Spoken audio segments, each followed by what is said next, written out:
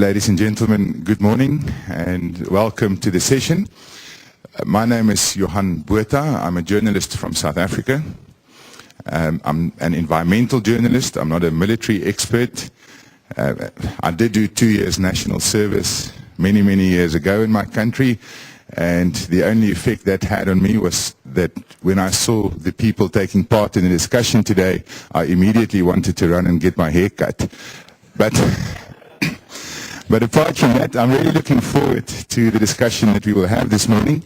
Our topic, improving the role of the military in emergency response operations, and it's partnered with the Austrian Armed Forces today. So thank you very much for their part in this discussion. We will have the same structure as we had yesterday, which means that each panelist will get 5 minutes in alphabetical order to make their opening statements. Then we open the floor for the debate. The panelists are also more than welcome to debate the issue with each other, and we'll follow it throughout. We'll have a 90-minute session towards the end to close up the event here. We will also give each panelist a chance to make a closing remark.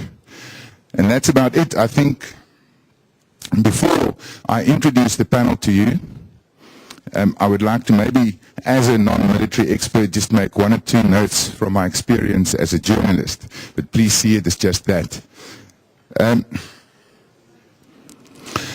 There's no argument, I think, as to whether or not the military can play an important role in emergency response operations. We've certainly seen it in the past in many situations. But at the same time, it is also, I think, not a given whether their involvement is always ideal from a humanitarian point of view. It is normally, especially in the first 2 phases of emergency response operations, where the military is very effective. Search and rescue, and also in the logistics and the aid distribution. We've certainly seen in recent years that the military even started taking over certain traditional humanitarian roles in these situations. And this has probably led to a blurring of the lines between these 2 groupings. Very often it is a good thing, but at the same time I think we must be careful not to forget that humanitarianism is not the core business of the military. Often their agendas and political commanders are different from those of the humanitarian community. I've certainly seen this firsthand. I know it's not always the case, but in my neighboring country, Zimbabwe, I saw where food distribution was done by the military and then quickly became a political weapon to further other agendas apart from the humanitarian cause. This, of course, created a perception amongst the local community that the military and the humanitarian groupings are in cahoots. And this made the work of the humanitarian groupings much more difficult to do. So, to improve the role of the military, I think we need to analyze the strengths and the weaknesses of both the military and the humanitarian groupings first, and then we work from there in this debate. Now, let me introduce the panel to you. Our first panelist is the empty chair. Unfortunately, he's not here. That would have been Yuri Brashikov. And the next, on my left-hand side, we've got Robert Egnell. He's the director of the Stockholm Center for Strategic Studies. Then on my right-hand side, we've got Rita Hauser.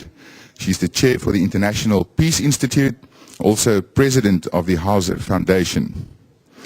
Then on my far left, we've got General Nguan. He's the CEO, Singapore Youth Olympic Games Organising Committee, also Brigadier General National Service in the Singapore Armed Forces. And then on my far right, we've got General Christian Segur-Kabanak, Director General Operations in the Ministry of Defense, Austria. So that's the panel. Let's get going. And I think seeing that I want to do it in alphabetical order, seeing that our Russian friend is not here, that means that we start with Dr. Egnell. Thank you very much, Johan. Excellencies, ladies and gentlemen, let me start out by saying that the challenges of both civilian and military, it's not on, yeah, thank you very much. The challenges of all actors, civilian and military, in humanitarian relief operations are essentially the same. First, it's about making an accurate assessment of the specific needs of the affected population, and then delivering the assistance quickly in accordance with those needs. Now, the military has vast human resources and logistical capabilities to deal with such situations. They are also on high readiness. They have intelligence capabilities and command and control structures to deal with crisis management effectively. However, we should also be aware that there are problems attached to sending young men with guns into humanitarian situations. Firstly, we can always improve the capabilities of the military to deal with these situations. And I think that's what we will primarily discuss here today. But secondly, and since I'm the annoying academic on the panel, I need to question the very premise of the panel, which is simply about improving the use of the military for emergency relief.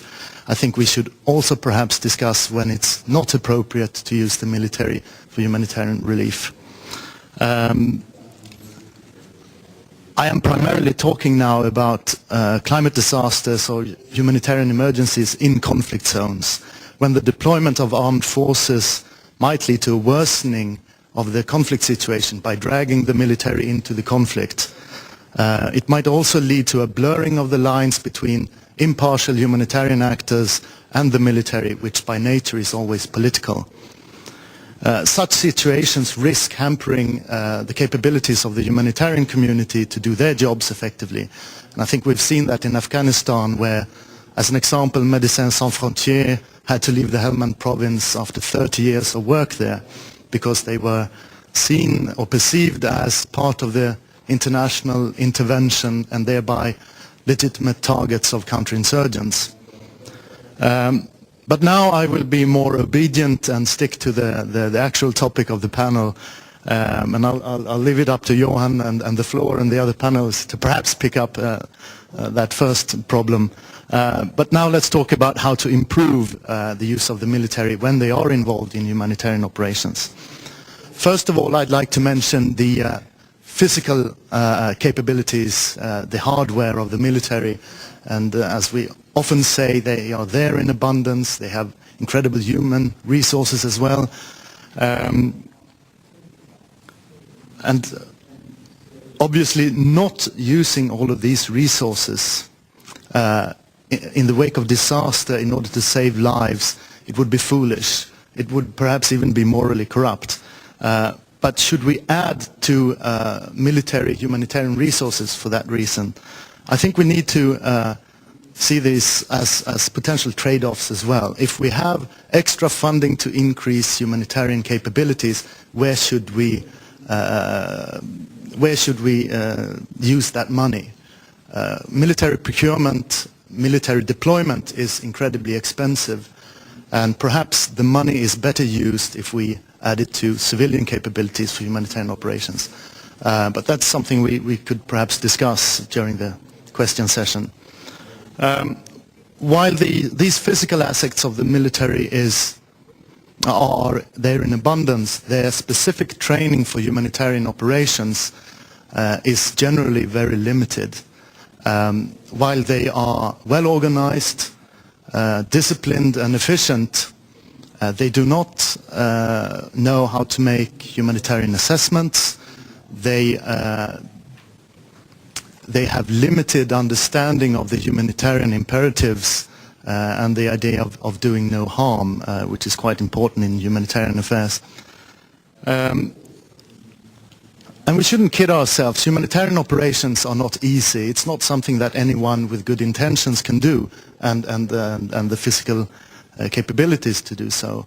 That would be quite an insult to the professional humanitarian community to argue that, with years of experience, with specific organizational cultures and structures in order to deal with humanitarian disasters. So the military, in order to be an efficient partner in these types of operations, also need training.